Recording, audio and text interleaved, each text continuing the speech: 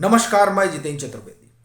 आम आदमी पार्टी के भीतर असल तहलका तो अब मचा है और उसके दो तीन कारण हैं जो एक अलग तरीके का माहौल आम आदमी पार्टी के अंदर बन गया है।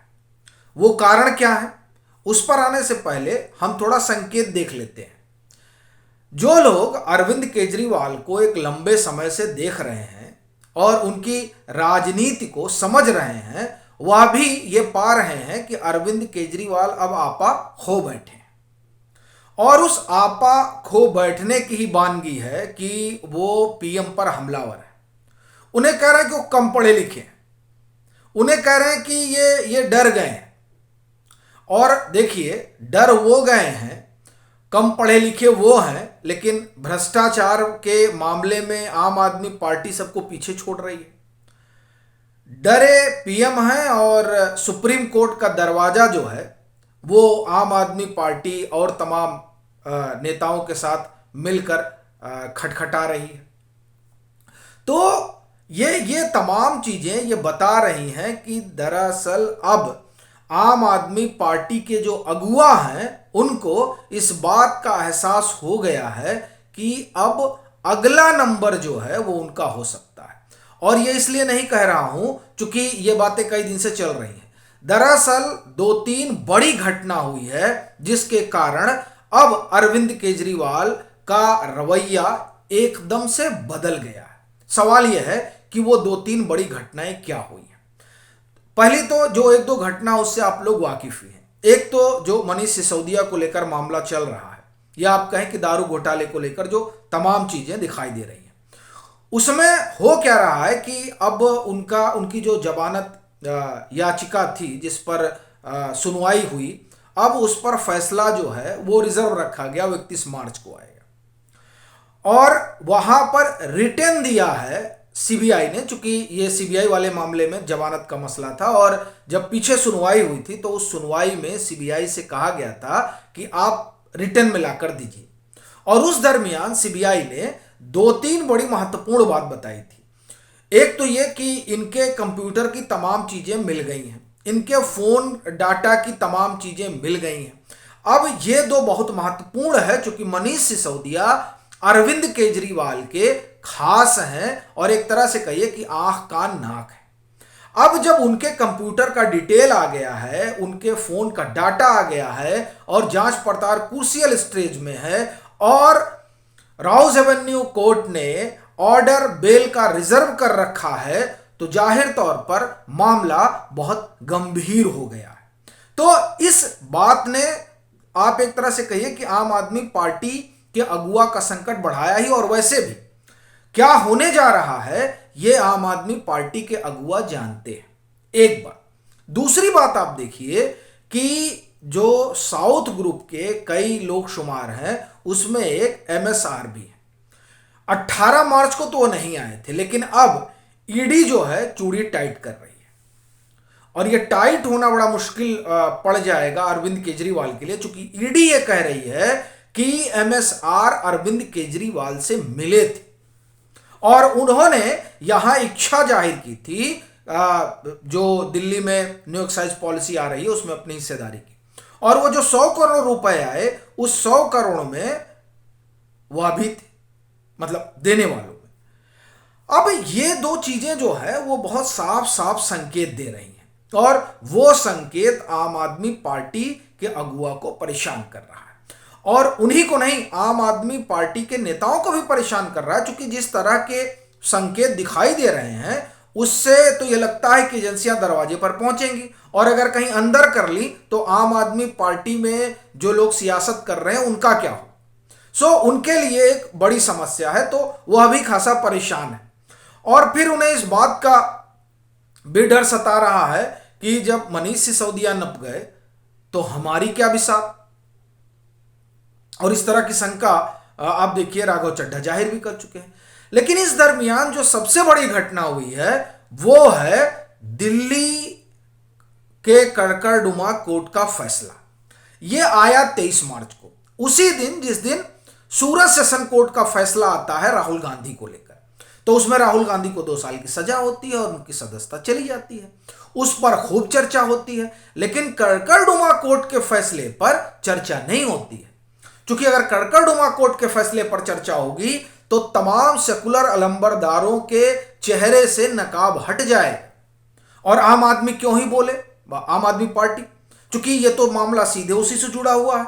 और वो लोग क्यों बोले जो सेकुलर गाल बजाते हैं, उनके लिए भी बोलना मुनासिब नहीं है।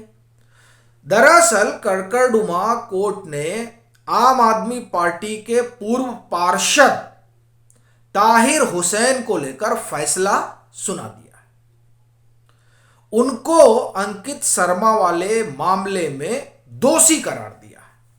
और आपको ध्यान होगा कि किस तरह से उनका 100 वगैरह मिला था, और उसके बाद में तमाम जांच पड़ताल हुई। फिर इनके ताहिर हुसैन के छत पे खूब वो पता नहीं क्या शीशा उसा सब, मतलब उस तरह के चीजें पाई गई जो दरअसल आप ये कहें कि वहां पर उपयोग हुई।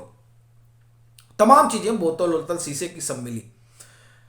कोर्ट ने जो कुछ कहा, एक तो इस मामले में उनको माना कि दोषी है, उसके साथ तकरीबन 10 लोगों को और हैं जिनके ऊपर आरोप तय हुए।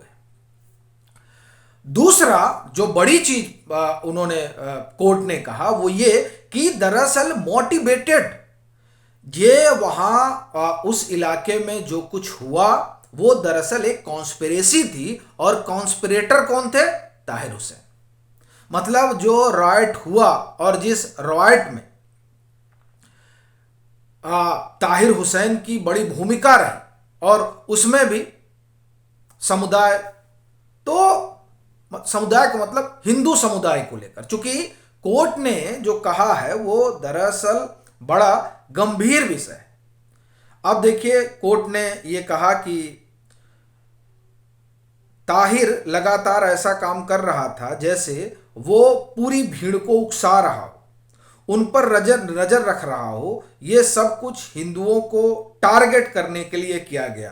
ताहिर और 10 अन्य आरोपियों पर सेक्शन 147, 148, 153A, 302, 365, 10B, 149, 188 और आईपीसी की धारा 153A के तहत चार्ज लगाए जाते हैं। हुसैन पर तो सेक्शन 505, 109 और आईपीसी की धारा 114 के तहत भी चार्ज लगा है।